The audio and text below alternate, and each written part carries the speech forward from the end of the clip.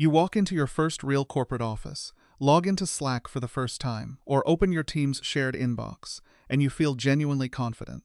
After all, you mastered entire textbook units titled things like In the Office and Formal Correspondence.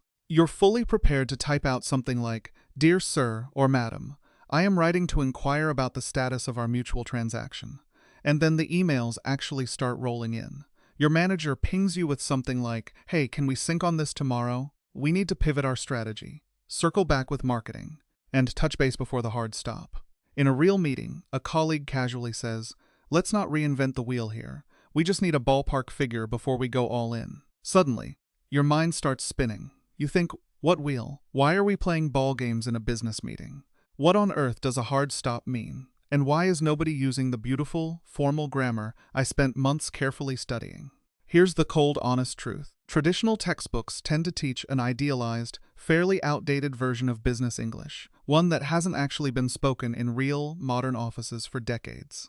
If you lean on overly formal textbook language in a modern workplace, you won't come across as professional at all. You'll actually sound rigid, stiff, and a little disconnected from how real teams communicate day to day. Modern business English isn't really about sounding like a walking encyclopedia. It's about clarity, speed, and fitting naturally into the culture around you. Today, we're going to break down the real-world meeting and email phrases people actually type on a daily basis, unpack some of the most common professional idioms you'll hear constantly in meetings, and finish by walking through a couple of realistic practice scenarios so you can see exactly how to deploy all of this naturally, without sounding forced. Let's start upgrading your corporate vocabulary. In a modern, fast-paced work environment, people generally value efficiency far more than poetic formality. If an email takes too long to get to the point, a busy manager will simply skim right past most of it. So let's look at how to replace stiff, textbook-style language with the sleeker, more natural phrases used in contemporary offices around the world. First, let's talk about reaching out and scheduling.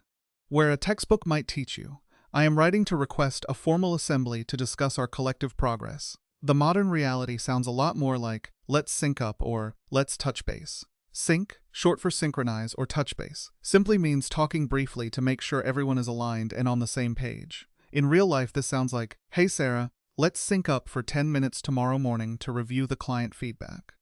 Second, let's talk about changing strategy in the middle of a project. A textbook might phrase it as, "We must completely alter our corporate methodology due to unforeseen financial adjustments." In reality, people simply say, "We need to pivot."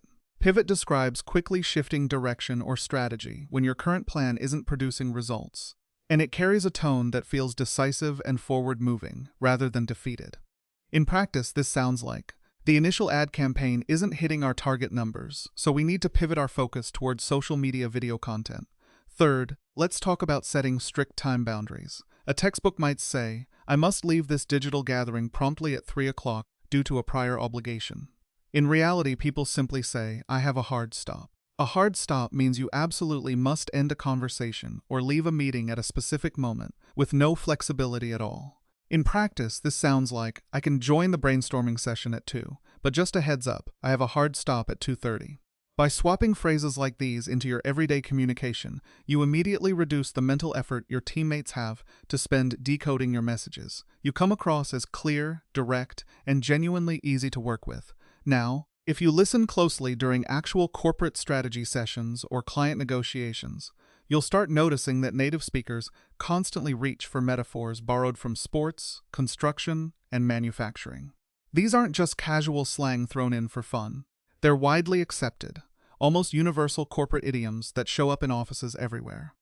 Let's walk through 4 idioms you genuinely need to know in order to fully follow a business meeting.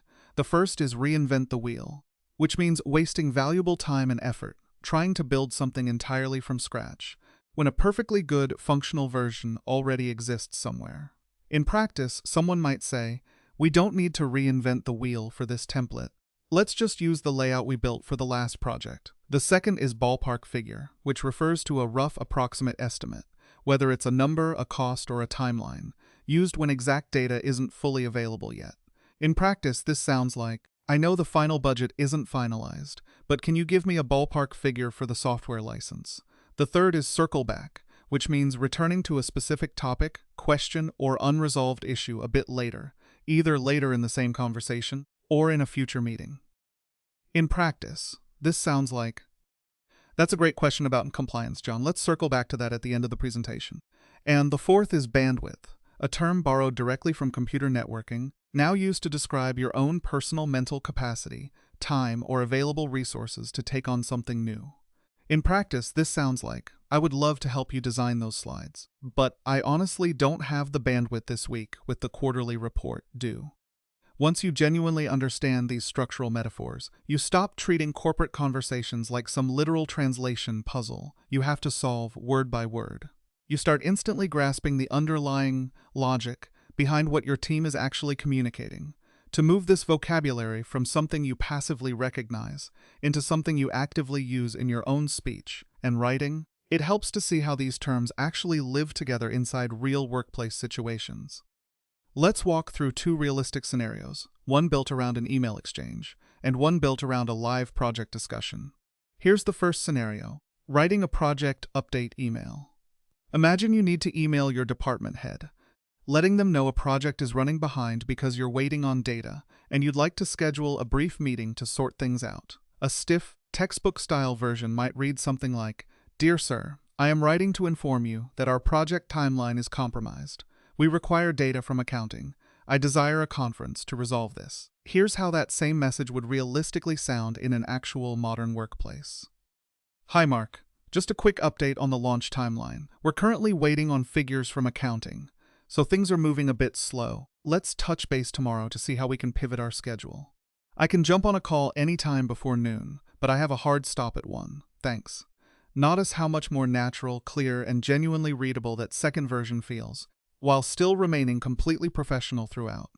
Here's the second scenario: navigating a live project hurdle. Imagine you're sitting in a live video call, and a colleague suggests building an entirely new, fairly complex software tracking system. You think it's honestly a bit of a waste of time, since the team is already stretched thin as it is. Here's how you might smoothly deploy some of this vocabulary in that exact moment. "I see your point about tracking data better, but I don't think we need to reinvent the wheel here. Our current spreadsheet works fine, and given our tight deadline, the team simply doesn't have the bandwidth to learn a new tool right now. Let's get a ballpark figure on the implementation costs first, and then we can circle back to this next month." Notice how natural, confident, and genuinely professional that sounds, all without coming across as aggressive, dismissive, or overly formal and robotic. Business English was never designed as some secret language meant to intimidate outsiders. It's really a highly practical, efficient communication style, optimized for speed and genuine teamwork. Stop memorizing outdated templates that feel pulled straight from decades ago. Instead, pay close attention to how your international colleagues actually open their emails, manage their time in meetings, and talk through project hurdles in real time. Once your vocabulary genuinely aligns with these modern, everyday standards, your professional confidence tends to grow remarkably quickly. So here's your action step for today. Think about the next work-related email you'll need to write. Or imagine a scenario where you have to ask your manager for a quick meeting. Draft a short 3-sentence message, using at least 2 of the real-world phrases or idioms we covered today. Things like sync up, bandwidth, or hard stop. Practice writing the way real teams actually communicate, and watch how quickly your professional confidence starts to grow. Thank you for watching, and I'll see you in the next one.